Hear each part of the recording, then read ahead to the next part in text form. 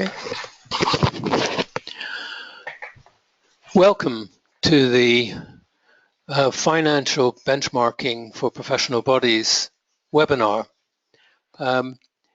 Just as a matter of organizing, we've got a window on the right-hand side of your screen. If you can't see that window, it may be that you need to click on the orange background white arrow. So if you do that, then it'll reveal that window, and towards the bottom of that it says questions, and there's a little plus there. If you do have any questions during the course of this webinar, please click that and type in your questions there, and I'll try and answer them at the end. Okay, let's begin. The Financial Benchmarking for Professional Bodies report is now available. It covers the period 2013-14 and a comparison with 2012-13, and includes professional bodies, a very large number of professional bodies, 400, actually 408. It's the sixth of these that we've done, and it includes information about income sources and various other general financial information, as well as dividing up the professional body sector into different subsectors according to the different ways that you can see bulleted on your screen.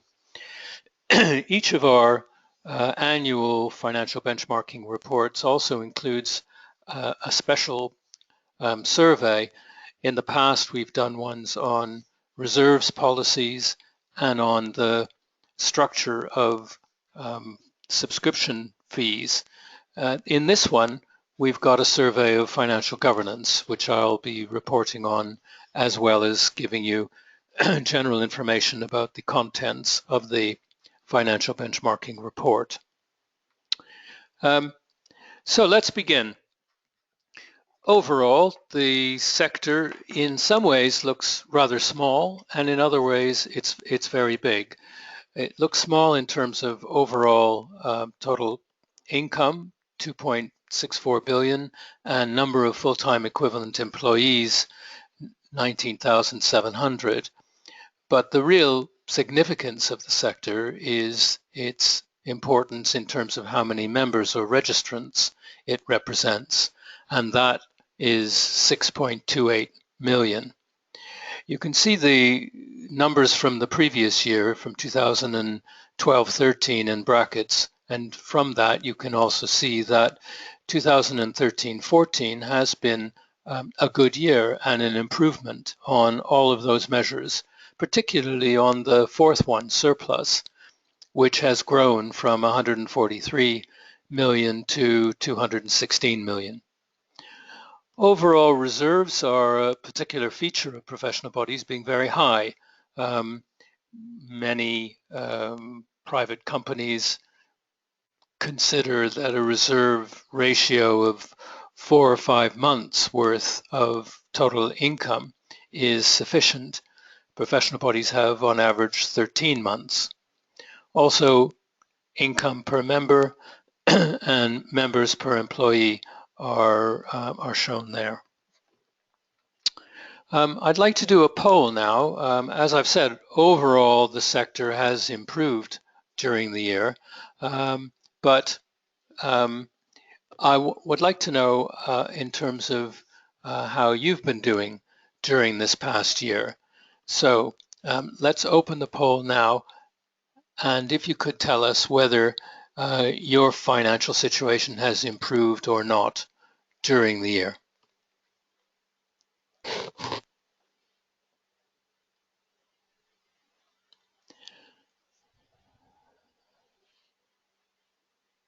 I've had some responding and some not.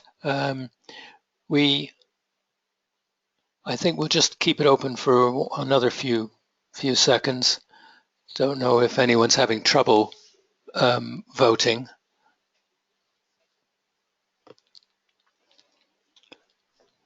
Okay, let's close it now. We can see that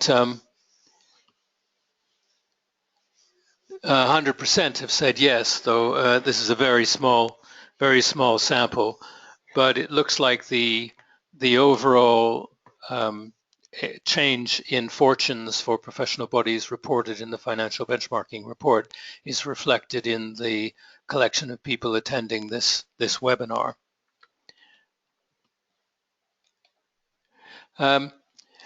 Okay, to give you a little bit more information about changes, you can see total income went up by 3.9%, and number of members by 1.8%, and number of employees by 3.9%. Actually, the really striking change is in surplus, in the rise of surplus, and in the fall in the proportion in deficit. When we first started doing these financial benchmarking reports back in 2009, the sector overall was in deficit, and that reflected that 55% of professional bodies were in deficit at that time. That steadily improved over the next few years until we reached a point where only 28% were in deficit. But then in 2012, it fell back again and 40% were in deficit. You can see there that there was an improvement between 2012 and 2013, moving from 40% to 34% in deficit, and that fell even further for 2014. It remains to be seen whether that trend can continue, but it certainly is a heartening set of figures for the sector. I want to now have a little look at the little survey that we did on financial governance. This was based on 48 responses, and it was carried out mid-year 2015. It had a particularly high proportion of respondents from larger professional bodies and from chartered professional bodies, so that one needs to bear that in mind in interpreting the results. What we found was that 31% of respondents carry out a financial skills audit of their governing body, and by and large has been done quite recently, most either within the last 12 months or a year or so ago. This is becoming quite important. We're certainly finding that a lot of people who are finance specialists reporting to the governing body tend to be rather disappointed in the reactions to their reports, with no comments or comments perhaps picking on a relatively unimportant number and expressing concern over it. This reflects in part the fact that most people on governing bodies do not have financial backgrounds, and that seems to be a growing concern, which is one reason why a number have started to carry out financial skills audits of their governing body. Beneath the governing body, there tends to be a range of different finance-oriented subcommittees. Audit, finance, remuneration, investment are the main ones. And we found that most have 2 or 3 of these committees. Some have 4 or even all 5. The other thing is these committees, the majority of them have written terms of reference and a financial procedures manual, which seems good practice, and in some ways it's surprising those that don't have these features. In addition, 35% have an internal audit function, and the majority of those that have an internal audit function actually outsource it. And again, this is another thing that we believe is potentially a growing trend towards having internal audit. Financial information tends to be provided by the majority on a quarterly basis, but a substantial minority also provide it on a monthly basis. And while we haven't investigated that specifically, I'm sure that relates to the size of the professional body. Here's an interesting thing which may be a trend for the future. We see a very, very small proportion remunerate non-executive governing body members beyond expenses, and a small proportion remunerate lay or independent subcommittee chairs beyond expenses. This is something that we think is likely to increase in future. At least a number of people in professional bodies have been telling us that they want to move towards a more professionalized governing body and subcommittee chairs. So that's something to watch out for the future. Okay, I want to return now to the main report that we provide every year in the financial benchmarking report. As I said earlier, we divide the professional body sector in a number of different ways. One way is by industry subsectors and another is by size, and I'm going to talk about both of those now.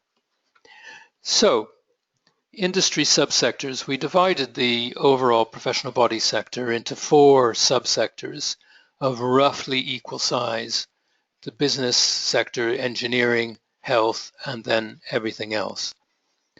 And we can see that there is some interesting differences between these subsectors. Those professional bodies in the business subsector and the health subsector are substantially larger than those in engineering and very much larger than those in the other sector. Also, engineering stands out as having relatively high staff costs as a proportion of income and a very high proportion of governance costs as a percentage of income. So that's something quite interesting. I think that it's because engineering professional bodies are more likely to have traditional councils, which tend to be relatively large.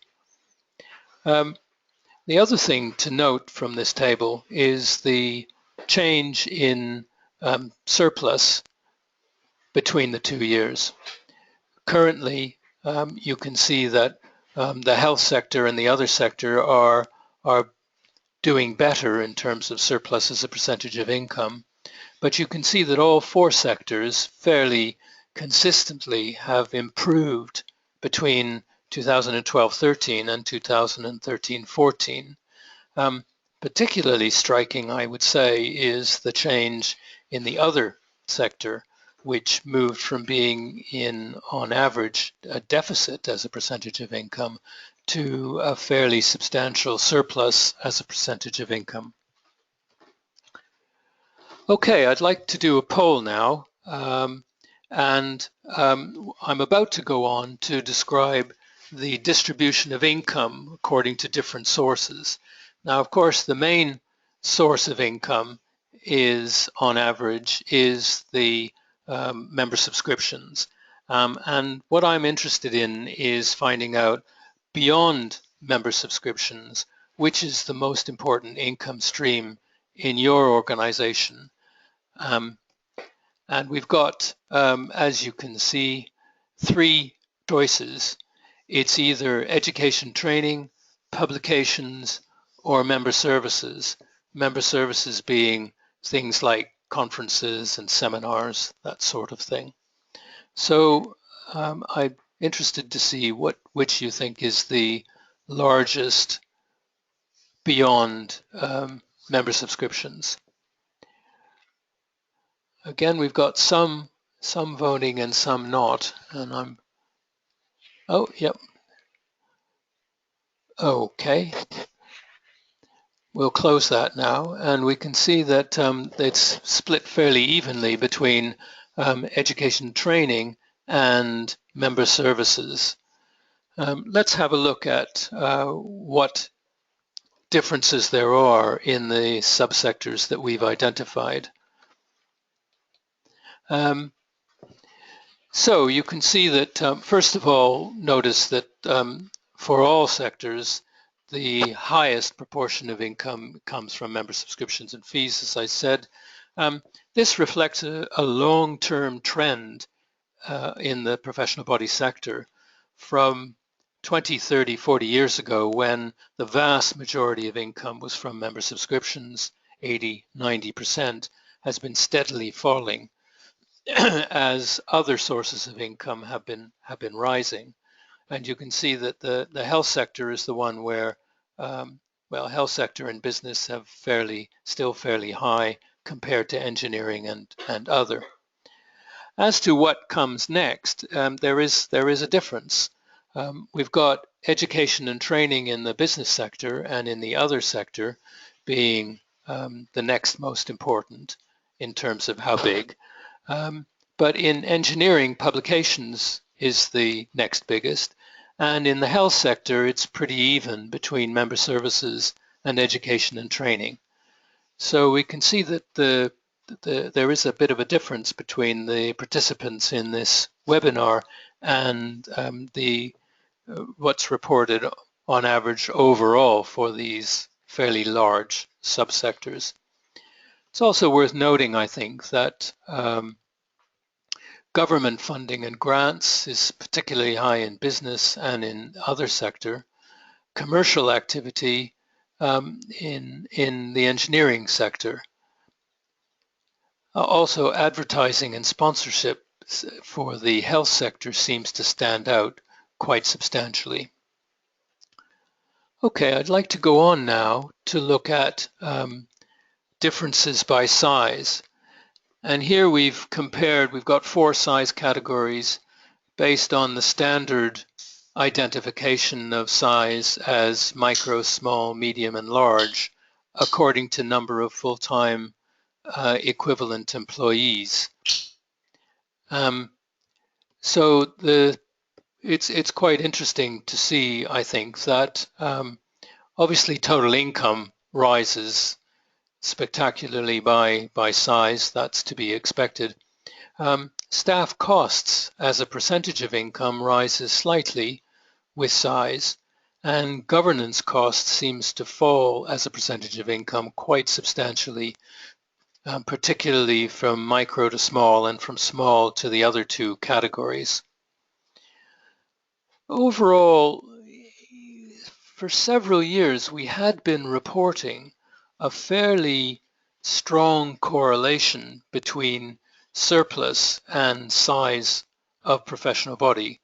That doesn't seem to hold so clearly anymore, though certainly in 2012-13, as you can see, there was a rather poor showing in the micro size, only 1.59% compared to the other 3.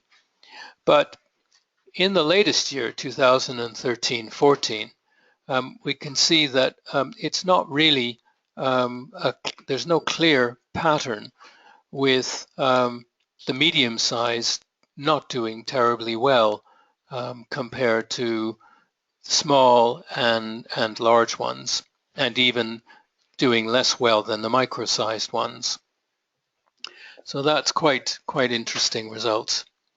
If we look at income streams by full-time equivalent size, we can see another interesting pattern.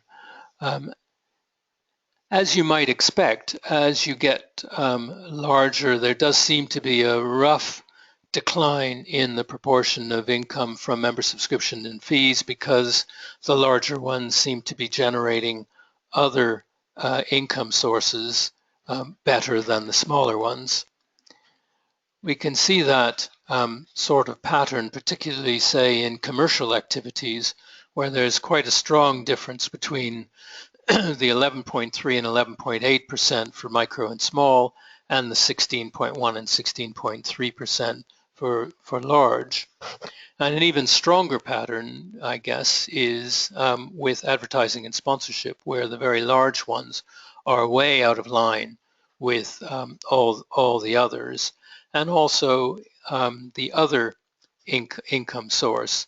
This is mainly consultancy and products, and that shows a strong positive relationship with size, with the very large ones being very substantially better off.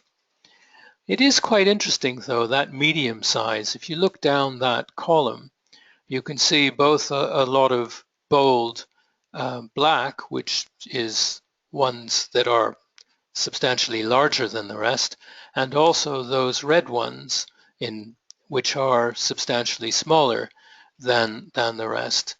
So that's quite an interesting pattern, and I'm not absolutely sure how to interpret that, and I don't know if it's something that will carry on in future, but it is something I think worth thinking about.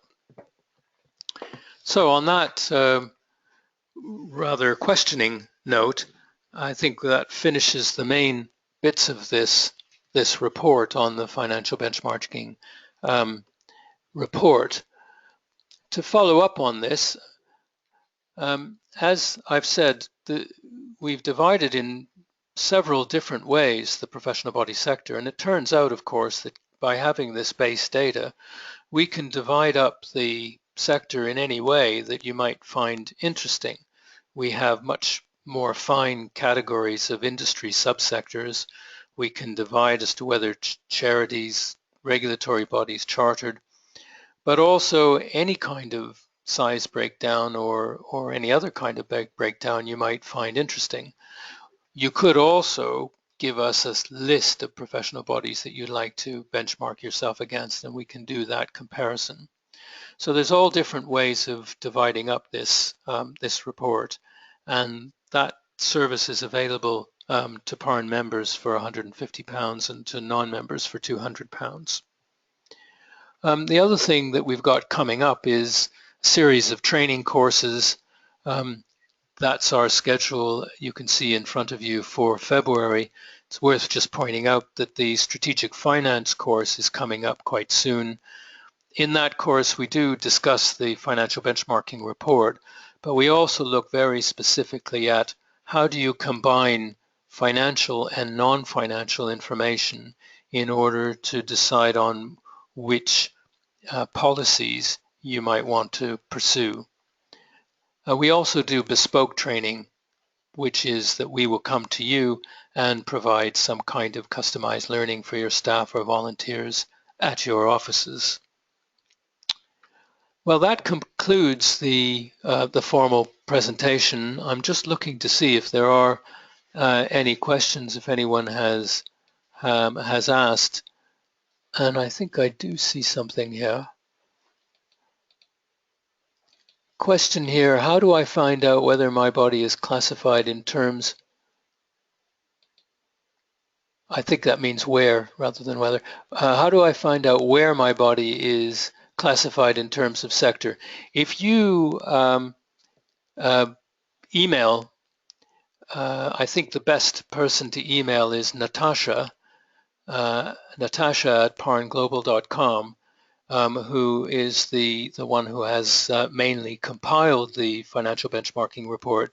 She'll be able to tell you which subsector your particular professional body is in. And as I said, we can divide the professional bodies in the financial benchmarking report in finer categories than those four that we presented here. I don't know if there are any other questions. I don't think there are. So I guess that's really it. Thank you very much for attending this webinar, and have a look at our website to see when the next webinars are scheduled for. Thank you very much.